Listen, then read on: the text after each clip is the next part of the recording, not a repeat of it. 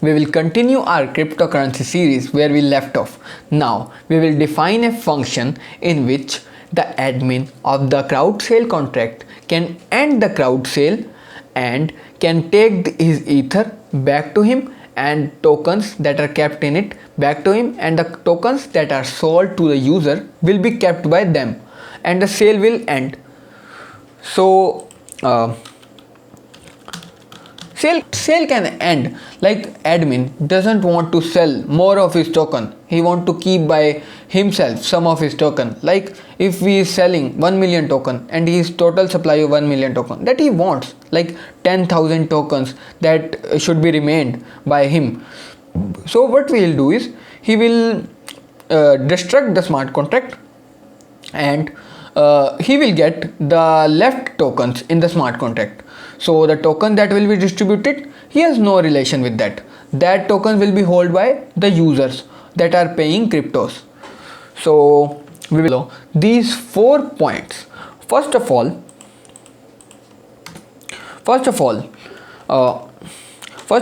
we will define a function called end sale. We will check one condition, that if the user that is running the function end sale is the admin or not, and we will check it by the value of admin stored in admin variable. So we will simply require and check that either msd.sender equal to admin, and if it is not, then we will simply print you are not the admin, and just typing public for the end sale, and we will just save it. So it's showing this I think so no, not a worry.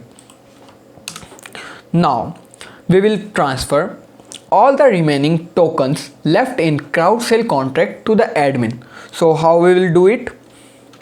Just simply typing dev token dot transfer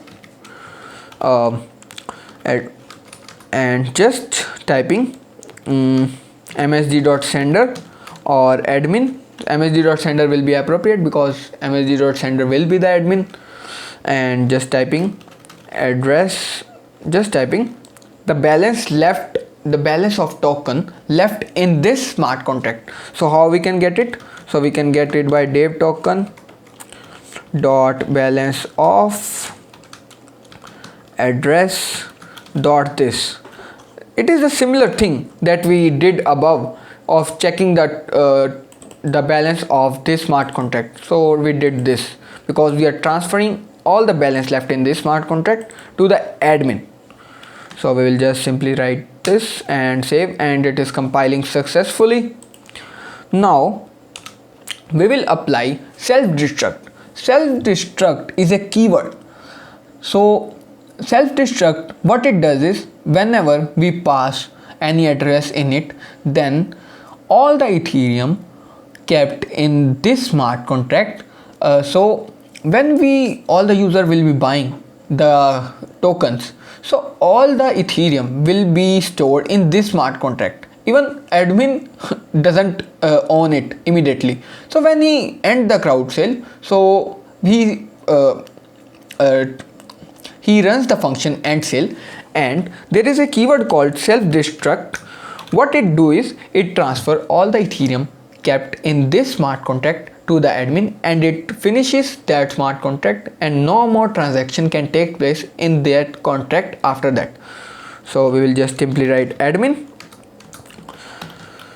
So I forgot to tell you that if any person is sending Ethereum to any function, that we write payable in front of that function, so that that function can use msd.value or receive Ethereum. So similarly, if a person or address is receiving Ethereum, so we will write payable in front of it.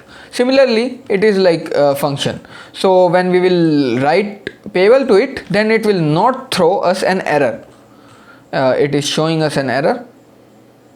So I think there is a spelling mistake. So yeah, I think I have to keep it Yeah, now it is compiling successfully. So admin here is getting Ethereum from the smart contract. So we have to write payable in front of it, because he is the receiver. So any function or any identity in the smart contract that is receiving Ethereum from anyone must write payable in front of it. Otherwise the smart contract or solidity language will throw us an error. It about the now this is all about the section of smart contract and cryptocurrency. Now we will move toward the deployment part of the cryptocurrency.